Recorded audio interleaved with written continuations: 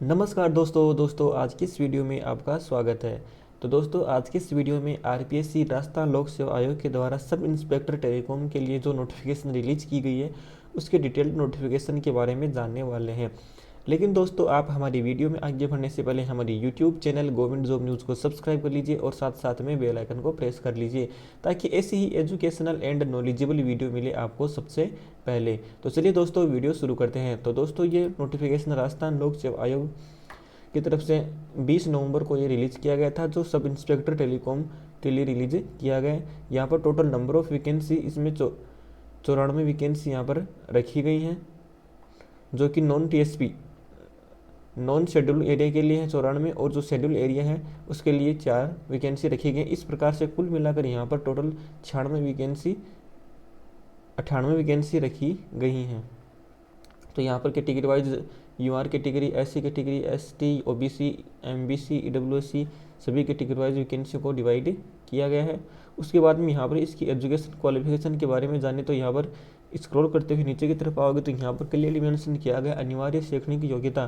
तो यहाँ से BSc with physics and mathematics from A university establish by law in the India, यानी कि आपका बीएससी होना चाहिए फिजिक्स और मैथमेटिक्स के साथ में। यदि आपके बीएससी में फिजिक्स और मैथमेटिक्स रही है तो आप इस वैकेंसी के लिए एलिजिबल माने जाओगे। या फिर यहाँ पर और any other degree declared equivalent, यानी इसके इक्विवेलेंट भी यदि आपके पास में कोई डिग्री है तो वो भी यहाँ पर आप दे सकते हो। या फिर आप बीई बीटेक किए हुए हो तो भी आप इस वैकेंसी के लिए माने जाओगे। या फिर इसके इक्विवेलेंट कोई ऐसी डिग्री जो telecommunication, electronics, electrical engineering from university के द्वारा की हुई है तभी आप इसके लिए एलिजिबल माने जाओगे। और साथ ही साथ में आपको अपने हिंदी और देवनागरी लिपि को आपको नॉलेज होना चाहिए। तो ये इसकी शैक्षणिक योग्यता रखी गई है। उसके बाद में यहाँ पर शैक्षणिक अर्हता संबंधी में कहा गया उक्त पदों की अपेक्षित शैक्षणिक अर्हता के अंतिम वर्ष की परीक्षा में सम्मिलित हो चुका विद्यार्थी अभी इसमें ऑनलाइन आवेदन कर सकता है।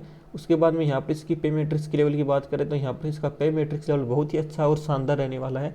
ये L11 की पे मैट्रिक्स लेवल इसका रहने वाला है, जिसका ग्रेड पे 42 रुपये इसमें रहेगा। और आपका जो प्रोविजनल पीरियड होगा तो 2 ईयर का, उसमें आपको फिक्स दे दिया जाएगा। अब इसकी आयु सीमा की बात की जाए तो आयु सीमा इसमें 1 जनवरी 2025 को न्यूनतम 20 वर्ष और अधिकतम 25 वर्ष से कम होनी चाहिए। यानी कि 1 जनवरी 2025 से आपकी आयु न्यूनतम तो 20 वर्ष होनी चाहिए और अधिकतम 25 वर्ष से ज़्यादा नहीं होनी चाहिए। या फिर आपको यहाँ पर कुछ आयु में छूट भी दी गई है किस कैटेगरी के लिए, वो भी यहाँ पर हो सकता है। जैसे अनुसूचित जाति, जनजाति एवं पिछड़ा वर्ग, अति पिछड़ा वर्ग, आर्थिक रूप से कमजोर वर्ग को यहाँ पर 5 ईयर की छूट भी दी गई है। इस प्रकार से देखा जाए तो यहाँ पर अधिकतम एज में इन कैटेगरियों के लिए 25+5 यानी 30 ईयर इसकी अधिकतम एज हो जाएगी। तो यहाँ पर इसमें अलग अलग कैटेगरी वाइज छूट भी दी गई है। उसके बाद में इसकी चयन प्रक्रिया की बात करें तो यहाँ पर चयन प्रक्रिया में अगर अभ्यर्थियों का चयन लिखित परीक्षा, शारीरिक दक्षता परीक्षा एवं साक्षात्कार के माध्यम से किया जाएगा। यानी कि आपको सबसे पहले लिखित परीक्षा होगी, उसके बाद में आपका फिजिकल होगा, उसके बाद में आपका इंटरव्यू हो, फिजिकल मेडिकल इंटरव्यू होगा, उसके बाद में यहाँ पर आपका चयन किया जाएगा। आवश्यकता होने पर आयोग द्वारा उत्तर पुस्तिका के मूल्यांकन की स्केलिंग, मॉडरेशन, नॉर्मलाइजेशन पद्धति को अपनाया जा सकता है। संबंधित सेवा नियम 23 के अनुसार आयोग द्वारा उपयुक्त पाए गए अभ्यर्थियों के नाम राज्य सरकार नियुक्ति प्राधिकारी को अनुसूचित किए जाएंगे, जो लिखित परीक्षा एवं साक्षात्कार में प्राप्त कुल अंकों के योग के अनुसार मेरिट के क्रम में व्यवस्थित होंगे। यानी कि आपका जो लिखित परीक्षा होगी और जो साक्षात्कार होगा उसके आधार पर आपका मेरिट लिस्ट है वो पब्लिश की जाएगी। उसके बाद में यहाँ पर परीक्षा का स्थान एवं माह ये अलग से आपको सूचित कर दिया जाएगा। परीक्षा योजना एवं पाठ्यक्रम ये आपको ऑफलाइन या ऑनलाइन किसी भी मोड में ली जा सकती है। सभी प्रश्न वस्तुनिष्ठ प्रकार के होंगे।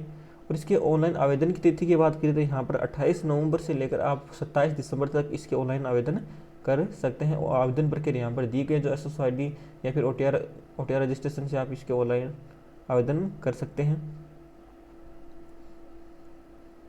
तो यहाँ पर इसके आवेदन शुल्क की बात की जाए तो यहाँ पर सामान्य पिछड़ा वर्ग क्रीमी लेयर के लिए यहाँ पर 600 रुपये रखे गए हैं और SC/ST नॉन क्रीमी लेयर के यहाँ पर 400 रुपये रखा गया है। उसके बाद में इसकी पेपर पैटर्न की बात की जाए तो इसमें जो जनरल हिंदी है वो 2 आवर्स के 200 मार्क्स की रहने वाली है, जो और general knowledge and general science 200 number का रहने वाला। इस प्रकार से आपका यहाँ पर जो लिखित परीक्षा है वो 400 नंबर का रहने वाला है। तो इस प्रकार से पूरे इंस्ट्रक्शंस को रीड करके आप इसके लिए ऑनलाइन आवेदन कर सकते हैं। यदि आप इसके लिए एलिजिबल हैं तो इसके लिए ऑनलाइन आवेदन कर सकते हैं। तो दोस्तों अपडेट कैसी लगी? यदि अपडेट पसंद आई हो तो वीडियो को लाइक कीजिए, अपने दोस्तों के साथ में शेयर कीजिए।